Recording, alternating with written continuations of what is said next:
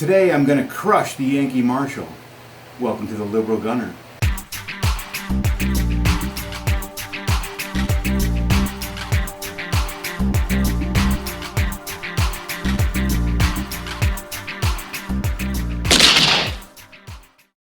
If you're a YouTube gun channel watcher, you probably know who the Yankee Marshal is. You've probably seen some of his videos. I happen to enjoy watching the Yankee Marshal. I subscribe to his channel and I like his videos. However, I'm going to break down a recent video he did on universal background checks. So it's time for the takedown. Name is John C.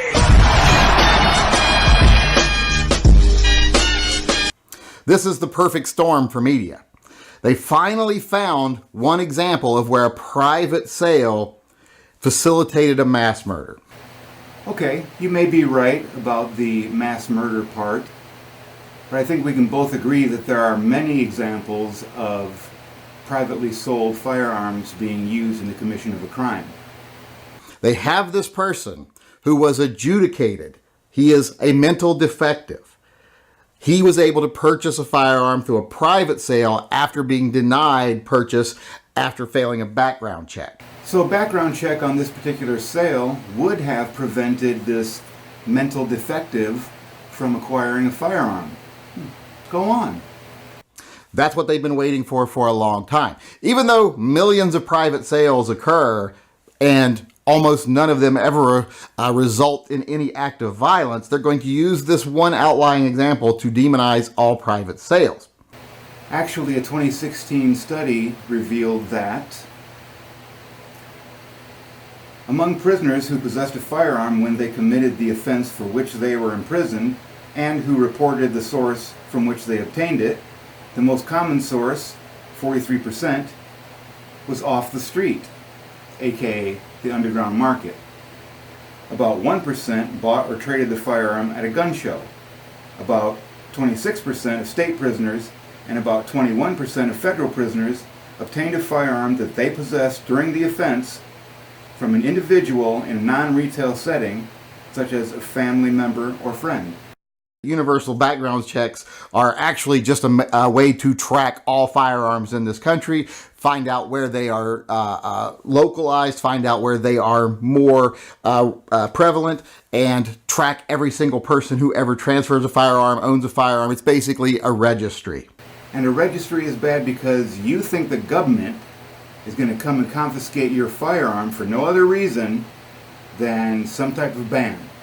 So, not committing any kind of crime or not being investigated for anything other than the fact that your name is on a registry, owning a firearm, and you think the government is going to come and confiscate that.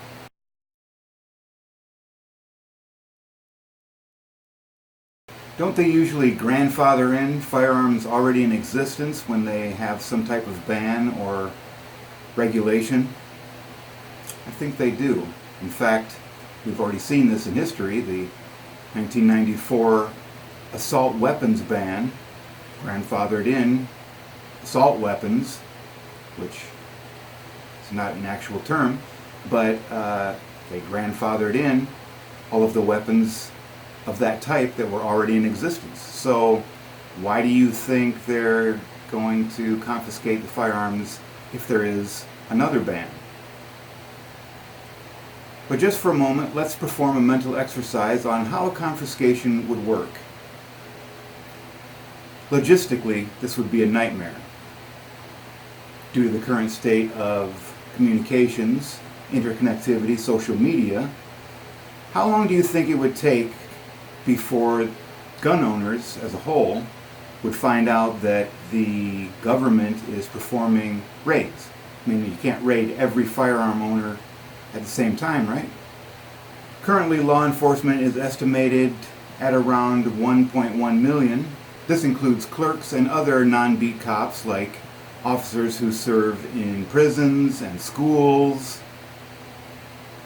courthouses, and other public safety positions where their presence is required. So we're going to cut down that number quite a bit, and the number of cops that are going to be able to perform raids. But for the sake of argument, let's just pretend that the government slaps a firearm in the hands of every single law enforcement officer in the country to sort out this situation. Approximately 42% of Americans live in a household with a firearm. This is approximately about 140 million Americans who own firearms or live in the presence of a firearm. There will be no confiscation. Just couldn't happen. I mean, even if you were to get the military involved, there's still more citizens with firearms than law enforcement and military. And you have to remember that the number of military is spread out all over the world too. So it's just not going to happen that there are going to be firearm raids by the government, because it would only take a couple of raids before the word got around, and then we'd have a serious situation of firearm owners outnumbering the government, outnumbering government officials, and taking a position of defense against these raids and confiscation. So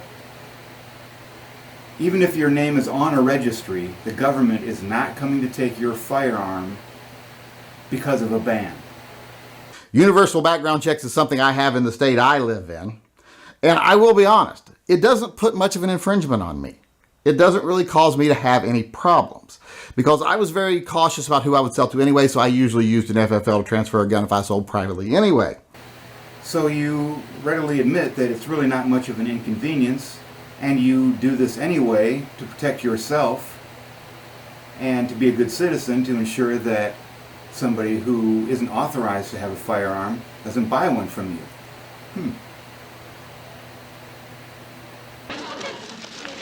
Very interesting. And for a change, very truthful. Those dumbcops finally admitted.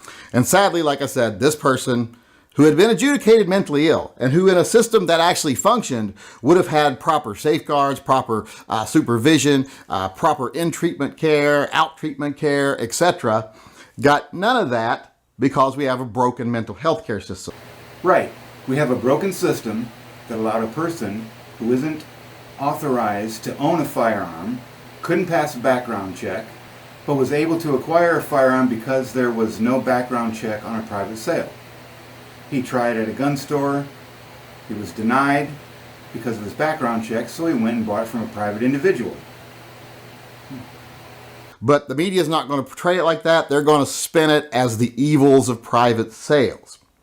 Whereas people who know better, especially mental health professionals who know how this guy should have been being treated after being adjudicated compared to how he was actually treated after being adjudicated, because it's not quick and easy or profitable to treat people with mental illness in this country. We ignore them and toss them aside. And then when they do something heinous, we use them as an example to push agendas, or the media does at least. Well, thanks to taxes theft Confederates, we can't afford to pay for mental health services in this country. This person who was adjudicated as mentally ill, not suitable to own a firearm, didn't get his mental illness needs met because in this country, all we want to do is lower taxes. We don't want to pay to make a better society. We all know that we're not taking care of the mentally ill in this country, but we don't care because it might cost us $1. So they're not going to deal with the circumstances that led up to it. They're just going to deal with the fact that he was able to obtain a weapon through private sale. instead, what we should do is we should give corporations another tax break instead of dealing with things that our society needs through taxes. Obtain a weapon through private sale, which I think should be everybody's right to control their own property, transfer their own property without the government being involved. Except for things like cars, trucks, motorcycles, planes, real estate, things that we rely on the government, the judicial system, to protect us from injury, harm, financial injury, right?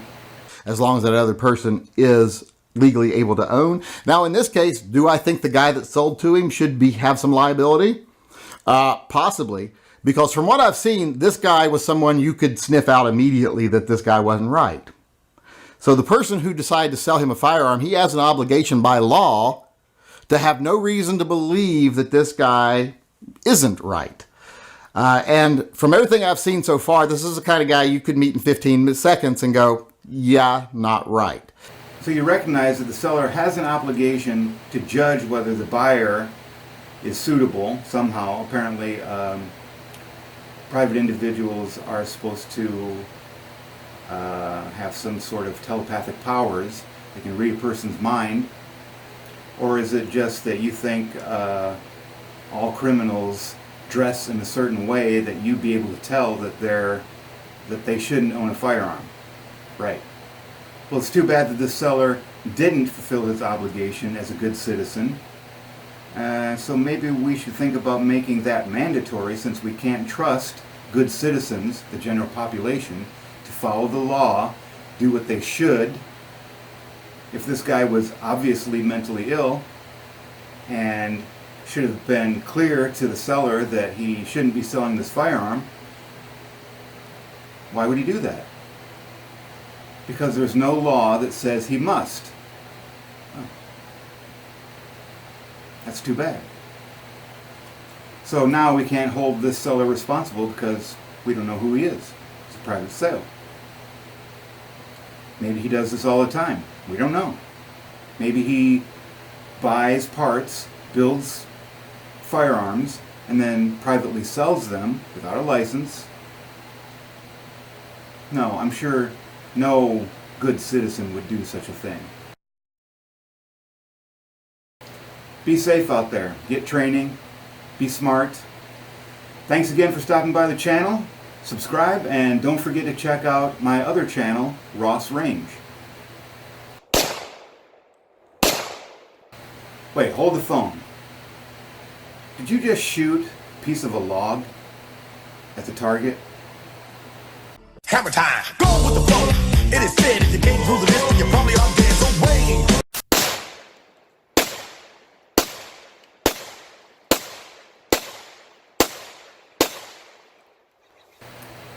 Flip-flops? Really? You went out shooting wearing flip-flops? Not sandals, flip-flops. Do that again and we'll have to revoke your tactical shooter's card. Flip-flops.